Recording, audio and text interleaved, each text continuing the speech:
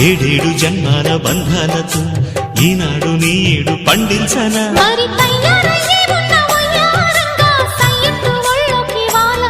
చూసుకొచ్చానమ్మా చూడు ఉత్సాహంగా చిన్నారి వన్నెల్ని ఏలంగా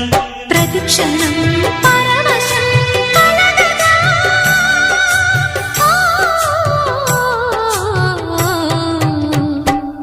మనసా పలకవే మధుమాసపు కోయిలవై చెలివే తెలుపవే చిగురాశల గీతికవై